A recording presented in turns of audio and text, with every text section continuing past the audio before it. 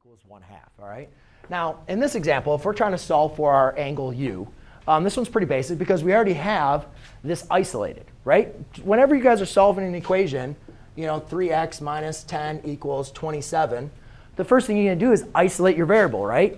Well, when we're solving trigonometric functions, that's the exact same thing. We want to isolate our function that has the variable in it. Now, in this case, we're already set. We already know what the function is, but we don't know what the answer is, though, yet either, all right? So we know that cosine of our angle u is equal to 1/2. I need to find the solutions, find the values of u that make that equation true. So to do that, I have to go back to my unit circle.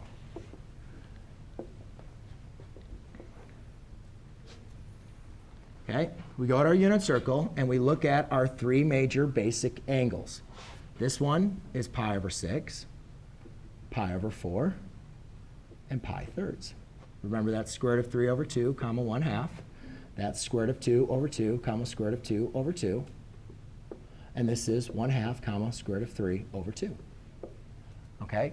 So now we need to look at that and say, all right, well, what value then, when does my x, because remember the cosine of any angle is represented by the x coordinate. So looking on there, when does my x coordinate equal 1/2? Pi over 3. So you could say one solution is going to be pi over 3, right? That's one solution, is pi over 3. Because when my angle equals pi over 3, the cosine of pi over 3 is the x coordinate is 1/2. But that's not my only solution on that unit circle. Where else would my x value be 1/2? Dun, dun, dun. All right, so let's go over this. So let's now go by thirds, right? So here's pi thirds. Here would be 2 pi thirds, right? Well, now it's going to be negative 1/2, comma negative square root of 3 over 2. If I reflect this point over the y-axis, so that'd be 2 pi, that'd be 3 thirds.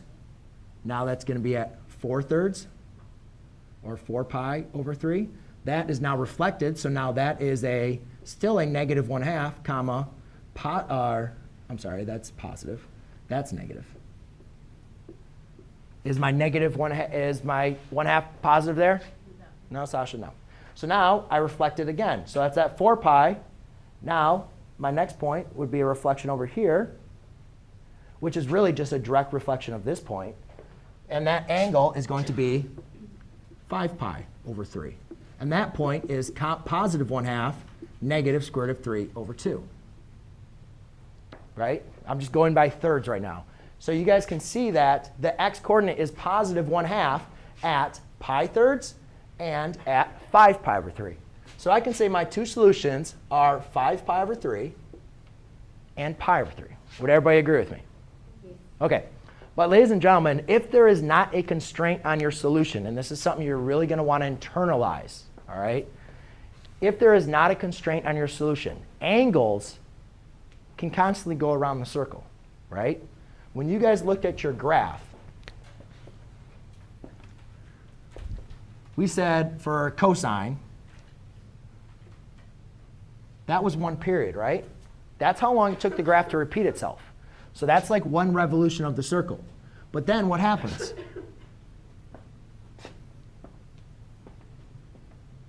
This graph continues on and on and on and on and on forever. So unless there is a constraint saying, hey, only find the solutions between 0 and 2 pi, these are the solutions between 0 and 2 pi. If I gave you a constraint, that would be the solutions. You'd be good. However, in this case, I'm not giving you any constraints. I want you to find all of the solutions. All right? So what you guys can do is if we look at this, we know that here is one solution. Right? Now, to get to, if this is, so if I go all the way around the circle is 6 pi, how much farther do I need to go up again, get another one? It's another pi thirds. Or that's 6 pi over 3. Then the next one would be 7 pi over 3. Right? So if I go all the way around the circle again, which is a coterminal angle, to go from here all the way around, what did I have to do? How much did I add? How much of an angle did I have to add? 2 pi. And then if I do it again, how much did I have to add? And how many times can I do this? Infinite many times, right? So if there's no constraint, my answer is going to be pi over 3 plus 2 pi. And then how many times can I do that? Infinite many, right? So we'll call that number k. Because you could do it once, you could do it twice, you can do it 3 times. So k is going to represent your variable. Actually, let's call it 2 pi r. You can call it any variable you want to. Then my other solution is 5 pi over 3. And as you guys noticed with 5 pi over 3, here's the solution. And then how many times can I go around? Add 2 pi, add 2 pi, add 2 pi. So again, what I need you guys to understand is if there is not a constraint, you need to add all of your solutions. Okay? If there is a constraint, if I say, hey, only find the solutions between 0 and 2 pi, that means you only need to find the solutions on the unit circle. And that's easy. Done. But if I do not leave a constraint, you need to find all of the solutions. So you're going to want to add revolutions. OK? Yes? Yes. Anybody have any questions on that?